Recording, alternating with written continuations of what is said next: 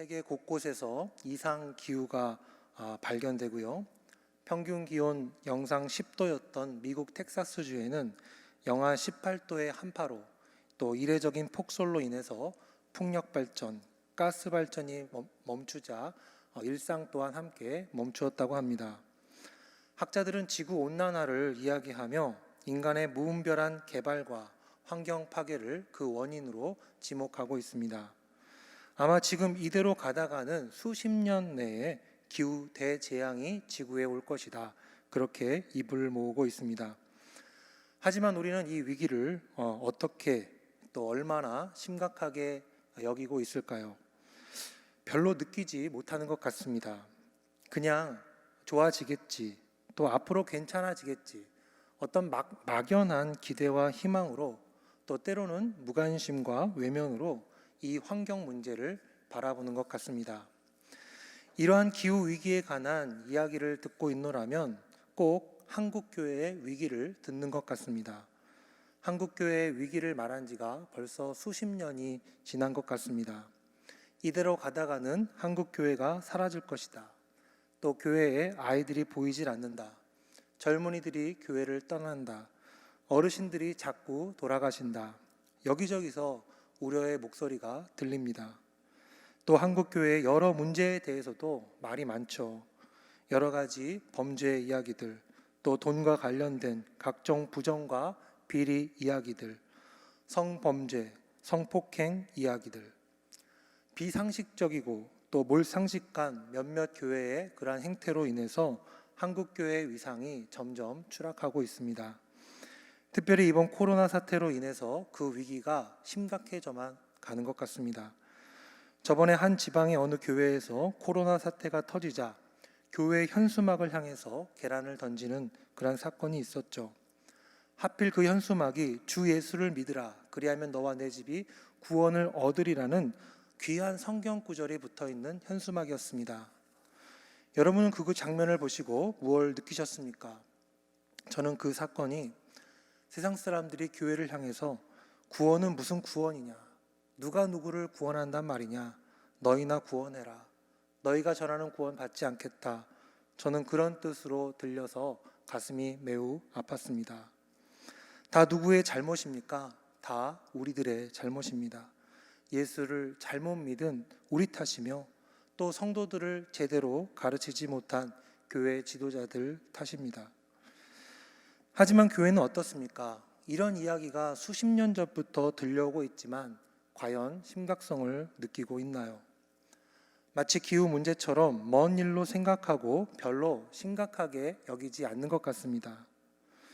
저는 이제 이 현실을 받아들여야 될 때가 왔다라고 생각합니다.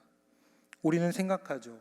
우리가 회개하고 또 통회하고 자복하면, 우리가 이제부터라도 으쌰으쌰 다시 잘하면 한국교회가 다시 부흥할 것이라고 생각합니다. 다시 예전처럼 사람들이 몰려들고 다시 한국교회의 그 전성기 때처럼 그 위상을 드날릴 수 있을 것이라 생각합니다. 하지만 저는 그러한 견해에 대해서 비관적인 생각을 갖고 있습니다. 오히려 저는 이제는 상황의 심각성을, 이 현실을 받아들이고 보다 더 현실에 맞는 현실적인 준비를 우리가 해나가야 된다라고 생각합니다. 물론 하나님께서 다시 한국교회를 일으키실 겁니다. 다시 회복시키시고 성장시키시고 정말 아브라함에게 약속하셨던 것처럼 하늘의 별처럼 바다의 모래처럼 교회를 충만케 하실 겁니다. 하지만 그것은 하나님께 속한 먼 미래입니다. 우리가 알 수 있거나 또 그때를 만들 수 있거나 앞당겨 올 수 있는 그런 때가 아닙니다. 그거는 하나님이 하시는 일입니다. 그러기에 우리가 우리는 준비를 해야 됩니다. 교인이 급감하고 교회가 한국 사회에서 소수 단체로, 아주 적은 단체로 전락했을 때를 예상하고 준비해야 한다는 뜻입니다. 쉽게 말하면 이런 것입니다. 부잣집에서 살던 어떤 사람이 있었습니다. 그 사람이 어느 날 부도를 맞아서 쫄딱 망하게 되었습니다. 이제 큰 집에서 쫓겨나야 되고 작은 집으로 이사해야 됩니다. 이 사람이 해야 할 것은 무엇일까요? 그것은 앞으로 작은 집에서 살아갈 것을 생각하며 거기에 맞는 작은 살림들을 구비하는 일입니다.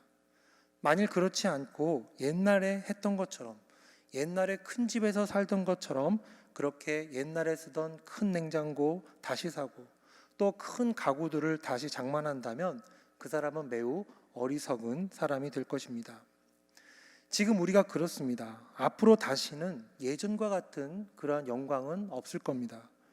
십자가만 꽂으면 사람들이 몰려들고 또 동네에서 북만 치면 아이들이 달려오는 그런 시절은 오지 않을 것이라는 말씀입니다. 좀 비관적으로 말씀드려서 죄송하지만 이게 현실입니다. 이런 말 들어보셨을 겁니다. 디아스포라. 흩어져 사는 유대인들을 가리키는 말입니다. 유대인들은 절대로 자신들이 흩어져 사는 디아스포라가 될 것이라고 생각하지 않았습니다. 그들에게는 성전이 있었고 예배가 있었고 약속이 있었기 때문에 본인들은 절대로 망하지 않을 것이라고 생각했습니다. 하지만 그들이 어떻게 되었습니까? 결국 망하게 되었죠. 온 세계에 흩어져 사는 민족이 되었습니다. 쉽게 말해서 자기 집 가지고 살다가 전세 살다가 월세 살다가 이제는 길거리를 떠도는 그런 신세가 된 것입니다. 그런데 놀라운 것은 바로 그렇게 흩어지게 된 유대인들이 수천 년 동안 나라를 잃고 떠돌아다녔지만 민족의 정체성을 잃지 않고 어느 나라에 가서 살든지 중요한 직책을 얻으며 우수한 인재를 키워내며 영향력을 발휘하며 살았다는 점입니다. 우리는 그 사실에 주목할 필요가 있습니다.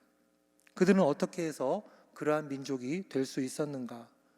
3, 40년 정도가 아니라 수천 년 동안 나라를 잃고 떠돌아다녔으면서도 흩어져 있었음에도 불구하고 어떻게 이들은 민족의 정체성을 잃지 않고 세계 각국의 영향력을 발휘하는 수많은 인재들을 배출하고 또 수많은 노벨상 수상자들을 만들 수 있었는가? 우리는 주목해 볼 필요가 있습니다. 그런 점에서 오늘 우리가 읽은 이 창세기의 이야기는 유대인들의 멋진 또 귀한 지혜를 엿볼 수가 있는 책입니다. 웬 뜬금없이 창세기인가 싶겠지만 이 창세기 문헌이 기록된 시점이 학자들의 연구에 따르면 바로 바벨론 포로 시기에 바로 쓰여진 책이라는 겁니다. 즉 외국에 가서 포로되었을 때에 이 창세기가 처음으로 문자로 기록되었다는 것입니다. 물론 그 전에는 입에서 입으로 아브라함의 이야기, 야곱의 이야기, 요셉의 이야기가 구두로 전달돼서 그렇게 이야기가 전해 내려왔겠죠. 하지만 왜 하필 그 시점에 왜 외국에서 포로 생활할 때 바로 그렇게 구전되던 창세기가 바로 그 순간 기록되었는가 하는 것입니다. 그것은 바로 이 창세기의 이야기가 포로 생활하는 데에 있어서 꼭 필요한 이야기였기 때문입니다. 우리도 그렇죠. 우리도 중요한 일들은 문서로 기록해서 보관하죠. 멀리 있는 사람에게 또 시대가 다른 후손들에게 중요한 정보, 중요한 지혜를 전해줄 때에도 우리는 반드시 문자로 적어서 기록하죠. 창세기가 바로 그런 겁니다. 태초에 청지를 창조하신 그 이야기부터 요셉이 어떻게 7년 풍년과 7년 흉년을 대비했는지에 대한 이야기까지 하나도 놓칠 것이 없는 아주 중요한 기억이고 정보고 지혜였기 때문에 창세기가 그 시점에 기록된 겁니다. 그래서 포로기 때에 구전으로 내려오던 이 창세기를 기록하면서 그때 그 인물들은 어떻게 그 위기를 만났고 또 어떻게 그 위기를 극복했는지를 흩어져 있는 포로되어 있는 유대인들에게 또 다음 세대들에게 이 창세기를 기록해서 들려주고 있었던 것입니다. 그렇다면 창세기는 어떤 지혜를 그 흩어져 있는 하나님의 백성들에게 들려주고 있는 것일까요? 저는 오늘 본문을 통해서 크게 세 가지 지혜를 여러분과 함께 나누고자 합니다. 첫째는 선물을 준비하는 지혜입니다. 야곱은 형 에서를 만나려고 합니다. 20년 전에 원한을 쌓고 20년 동안 한 번도 만나지 않았던 바로 그 원수 형 에서를 만나고자 합니다. 분위기가 어땠겠습니까? 또 싸우면 과연 누가 이길 수 있었을까요? 당연히 에서입니다. 에서는 명분도 있고 실력도 있었습니다. 반면에 야곱은 명분도 없고 실력도 없었습니다. 이때 야곱이 했던 전략이 뭡니까? 바로 형 에서를 위해서 선물을 준비한 것입니다. 약간 속된 말로 하면 뇌물 작전을 펼친 겁니다. 야곱은 형 에서를 위해서 재물들을 여러 팀으로 나누어서 선물을 보냅니다. 한 선물팀을 보내면 또 그 다음 선물팀을 보내고 또 그 다음 선물팀을 보내는 방식으로 계속해서 형 에서의 마음을 서서히 녹여갑니다. 형 에서의 입장에서 보면 어땠을까요? 아마 처음 선물팀을 봤을 때는 굉장히 화가 났을 겁니다. 아니 이놈 야곱이 또 이런 걸로 나를 속이려고? 팥죽 한 그릇으로 장자의 명분을 뺐더니 이번에도 또 나를 속이려 드느냐? 아마 이렇게 생각하고 화가 났을 겁니다. 하지만 그런 것도 한두 번입니다. 한 번 선물을 받고 또 두 번 선물을 받고 계속 선물을 받다 보면 어떻게 됩니까? 게다가 견물생심이라고 해서 그런 선물을 계속 받다가 하나라도 내 마음에 정말 쏙 드는 그런 선물을 받게 된다면 어떻게 됩니까? 마음이 녹는 것입니다. 이런 말이 있습니다. 선물은 선물로 끝나지 않고 선물 준 사람의 노예가 된다. 선물을 받으면 선물로 끝나지 않고 선물 준 사람의 노예가 다 된다는 겁니다. 여러분도 잘 아실 겁니다. 선물을 받으면 선물을 받는 순간 그 사람의 노예가 되는 겁니다.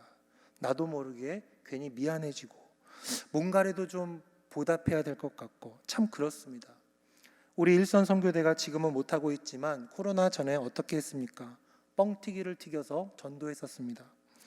그깟 뻥튀기 받고 사람들이 교회에 나올까 싶었지만 나오시는 분들 얘기를 들어보면 한 번 얻어먹고 두 번 얻어먹다 보면은 미안해서라도 꼭 나왔어야 된다고 말씀을 많이 하십니다. 왜 이런 일이 벌어지는 겁니까? 그게 바로 여러분 선물의 위력입니다. 야곱은 알았던 겁니다. 힘이 약한 자가 힘이 강한 자 앞에서 살아남는 방법, 바로 선물하기라는 겁니다. 한국교회 이야기로 돌아와 봅시다. 그런 점에서 우리 한국교회는 한국 사회를 위해서 어떤 선물을 지금 준비하고 있습니까? 사람들의 마음을 누그러뜨릴 만한 그런 선물을 지금 준비하고 있습니까? 우리 대연교회는 어떻습니까? 이 지역 사회를 위해서 우리는 어떤 선물을 준비하고 있고 또 어떤 선물을 나누어 주고 있습니까? 선물을 해야 됩니다. 선물을 해야 살아남습니다. 평소 때는 잘 모릅니다. 그러나 평소에 선물을 잘 해놓으면 위기 때에 선물 받은 사람들이 우리를 도와줍니다. 한국교회가 선물을 잘하고 살면 위기 때에 사람들이 야 그래도 교회가 좋은 일 많이 했지 하면서 교회를 두둔해 줄 겁니다. 하지만 교회가 세상을 위해서 선물하지 않고 오로지 자신만을 위해 존재했다면 위기 때에 세상 사람들로부터 외면을 받을 것입니다. 이러한 선물의 지혜가 우리 교회와 한국 교회에 있기를 축복합니다. 두 번째 지혜는 기도하는 지혜입니다.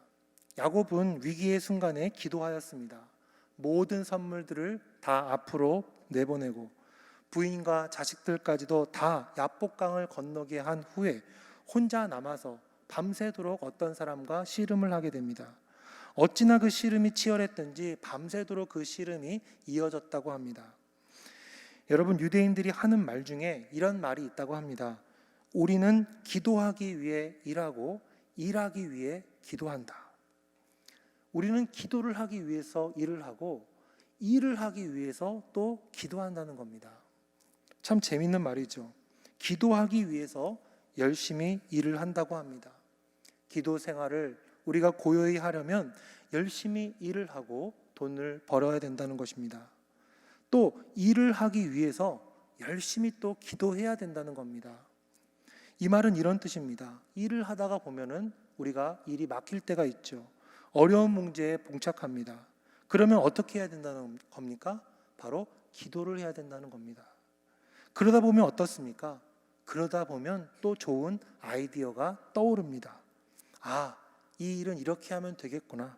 하나님 감사합니다. 주님의 뜻인 줄 알고 제가 이렇게 하겠습니다. 그러한 지혜가 우리 머릿속에 떠오른다는 것이죠. 기도할 때 말입니다. 이렇게 일과 기도가 선순환을 하면서 일도 잘 되게 되고 기도 생활도 잘하게 된다는 것입니다. 만일 어려울 때에 우리가 입술을 열어 하나님께 기도하지 못한다면 어떻게 될까요? 그 사람은 그 어려움을 이겨내지 못할 것입니다. 왼쪽도 막히고 오른쪽도 막히고 사방이 막히면 하늘을 보라라는 말이 있죠. 사방이 막힐 때는 하늘을 바라봐야 됩니다. 그래야 삽니다. 우리가 이제 중심이 아니라 한국교회가 이제 나그네로 살 때에 이제 한국교회가 큰 어떤 힘 있는 위력 있는 단체가 아니라 주변으로 밀려나게 될 때, 사방을 둘러봐도 해법이 떠오르지 않을 때 우리가 가져야 되는 지혜는 무엇이냐? 바로 그렇게 하나님께 기도하는 것입니다. 수많은 선물들을 앞서 보내면서 인간적으로 할 수 있는 일을 우리가 모두 다 했다면 그 다음 해야 될 일은 바로 기도인 것입니다. 이 일이 잘 이루어질지 치밀히 고민하고 더 나은 방법은 없는지 끊임없이 연구하고 하나님께 매달리는 것입니다. 기도한다는 것은 바로 그런 뜻입니다. 그런데 기도하면 그런 아이디어가 떠오릅니다. 기도하면 정말 생각지도 못한 신의 한 수라고 불리우는 묘수가 떠오릅니다. 야곱에게도 바로 그러한 지혜가 생겼던 것입니다. 드디어 에서 형과 화해할 수 있는, 그래서 형에게 은혜를 입을 수 있는 하나님의 묘수, 하나님의 응답을 기도 가운데 받은 것입니다. 그게 뭡니까? 바로 세 번째 지혜죠. 그것은 바로 약한 모습의 지혜였습니다. 기도하며 매달렸던 야곱에게 하나님께서 주신 것은 뜻밖의 것이었습니다. 그것은 바로 야곱의 환도표를 쳐서 야곱이 절름발이가 되는 응답이었습니다. 어찌 보면 이러한 응답은 정말 당황스러워 보입니다. 생각해 보십시오. 만일 형과의 만나는 일이 틀어져서 형이 자기를 죽이려고 온다면 정말 최후의 방법은 두 다리로 도망가는 것밖에 없습니다. 하지만 하나님은 그런 그의 한쪽 다리를 부러뜨리심으로써 그를 절름발이가 되게 하신 겁니다. 이게 웬 봉변입니까? 다리를 하나 더 붙여주셔도 정말 시원찮을 판에 다리 하나를 못 쓰게 만드신 겁니다. 인간의 지혜로는 상상할 수 없는 그러한 일이 벌어진 것이죠. 그런데 놀라운 일이 벌어졌습니다. 바로 절름발이가 된 야곱의 모습을 본 형 에서의 마음이 봄눈 녹듯 녹게 된 것입니다. 참 신기하죠. 절름거림이 오는 그 야곱의 모습이 그 불같은 형의 마음을 녹인 겁니다. 저는 아이들을 키우면서 그런 것을 많이 경험합니다. 아이들을 여러 명 키우다 보면 하루에도 정말 수십 번씩 우라가 치밀어 올 때가 있는데요. 그때마다 매를 버는 아이와 그렇지 않은 아이가 나누어집니다. 실명은 밝히지 않겠습니다. 애들도 이제 다 컸기 때문에 잘못을 해서 혼을 냈을 때 끝까지 잘했다고 우기며 대드는 아이는 매를 버는 아이겠죠. 반면에 잘못을 했는데 혼내기도 전에 그냥 울어버리는 아이는 어찌할 도리가 없습니다.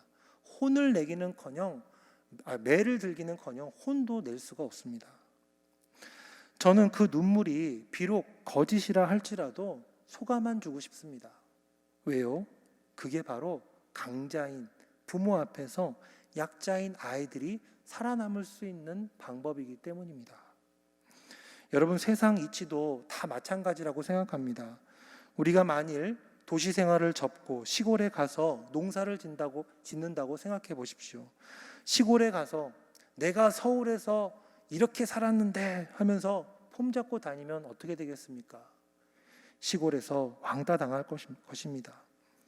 교회도 마찬가지입니다. 세상을 향해서 우리 한국교회가 어떻고 저떻고, 우리가 제일 똑똑하고 우리가 제일 경건하고, 마치 교회가 아니면 세상 너희들은 아무것도 아니야, 그런 식으로 폼 잡고 어깨에 힘주고 다니면 세상으로부터 외면당합니다.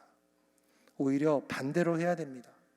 우리의 미숙한 점을 인정하고 오히려 세상을 향해 도움을 요청하고, 마치 세상이 없으면 교회도 없는 것처럼 겸손히 머리를 숙이고 은혜를 구하는 자세가 필요합니다. 한마디로 우리의 자랑, 우리의 강점, 우리의 잘남이 아니라 우리의 못남, 약점, 부족한 면을 보여줄 수 있어야 됩니다. 마치 예수님께서 부활하신 후에 십자가에 못 박히신 그 연약한 손을 내미신 것처럼 우리들도 그렇게 나 때는 말이야 하면서 한국교회의 무슨 과거의 영광과 위세를 보여줄 것이 아니라 우리의 약점, 우리의 못난 점, 우리의 미숙한 점, 야곱의 저는 다리와 같은 그런 절룩거리는 모습을 세상을 향해서 보여줄 수 있어야 된다는 것입니다. 그럴 때 세상은 교회를 향해서 마음의 문을 열게 될 것입니다. 그럴 때 세상은 교회와 화해하고 교회를 향해 은혜를 베풀어 줄 것입니다. 보십시오. 에서가 언제 야곱에게 은혜를 베풀어 줍니까?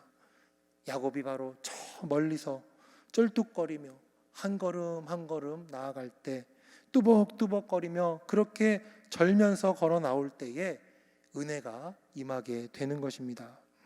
사랑하는 대원의 성도 여러분, 위기를 준비해야 됩니다. 이스라엘이 다윗과 솔로몬 시대를 지나서 결국 멸망과 포로 시대를 맞이했던 것처럼 우리도 그 길을 갈 것이기 때문에 우리도 준비해야 됩니다.